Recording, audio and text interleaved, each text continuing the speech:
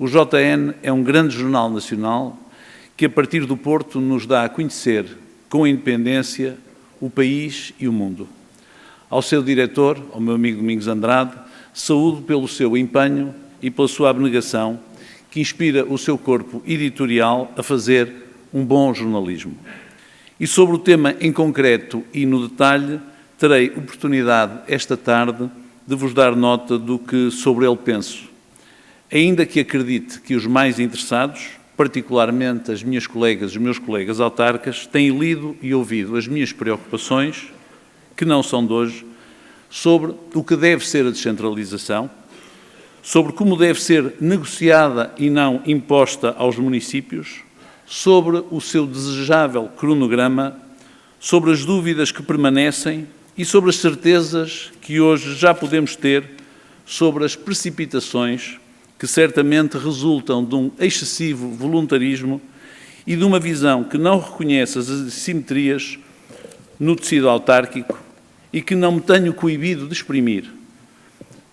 Sei que a minha opinião, e certamente a vossa, será enriquecida por tudo o que aqui ouviremos e discutiremos em detalhe durante o dia. Ao adotar-se um modelo linear, a regra e esquadro, estaremos a aceitar que o status quo se perpetue.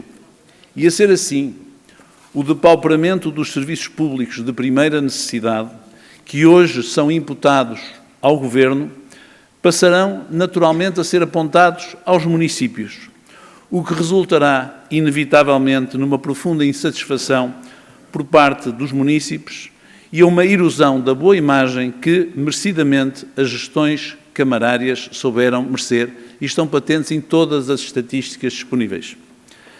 Mais a mais, porque as verdadeiras competências que interessam ao cidadão comum, como o horário de funcionamento dos centros de saúde, continuarão a ser decididas diretamente pelos ministérios ou pelos seus representantes locais, nomeados pelo Poder Central. E um dia, se a situação orçamental do país se vier a complicar, lá estará o Parlamento para reduzir as transferências para os municípios ou para lhes extorquir as suas receitas fiscais.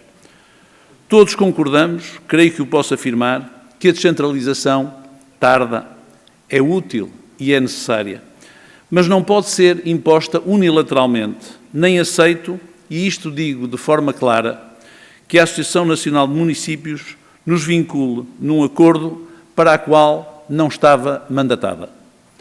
Deve ser negociada com cada CIM e com cada área metropolitana, com cada Câmara. E cada uma destas, cada Câmara, deve negociar com cada uma das suas juntas de freguesia.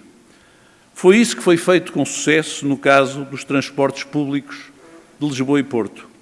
Esse, sim, um bom exemplo de descentralização. Há uma coisa que tenho por certo e que adianto desde já com convicção inabalável. A descentralização não pode ser um instrumento para o Estado Central alijar as suas responsabilidades e mascarar o subfinanciamento crónico das suas políticas públicas. Não, nós não queremos que o Estado Central centrifugue os seus problemas para os municípios. Sou, como sabem, um otimista por natureza. Acredito muito no sentido de Estado dos responsáveis políticos. Temos um país que tem iludido a tendência vertiginosa europeia para o populismo. Temos ainda a oportunidade de corrigir o caminho, porque todos queremos chegar ao mesmo destino. Em si, caro Rui Moreira, encontramos sempre caminho disponível para o debate dos argumentos, concordemos ou não.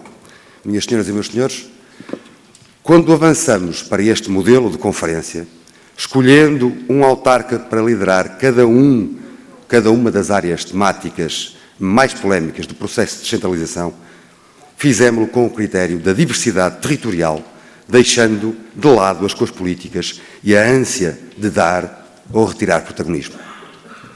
Sabemos que foi e que é uma escolha arriscada. Que há sempre quem veja nas opções uma mensagem política. Não é o que está ou esteve nos nossos propósitos. O que pretendemos, acima de tudo, é dar voz a quem vive com os problemas, ouvir e perceber as suas dificuldades, contribuir para a discussão.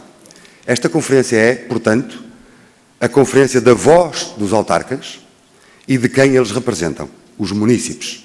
E todos encontram no Jornal de Notícias uma praça da liberdade onde a sua voz conta.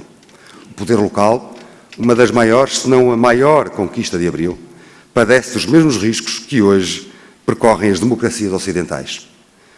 A lei impõe que todas as autarquias aceitem, como sabem, todas as competências, um total de 15 áreas, o mais tardar até 2021, ou seja, dentro de um ano, e já agora em ano de eleições autárquicas.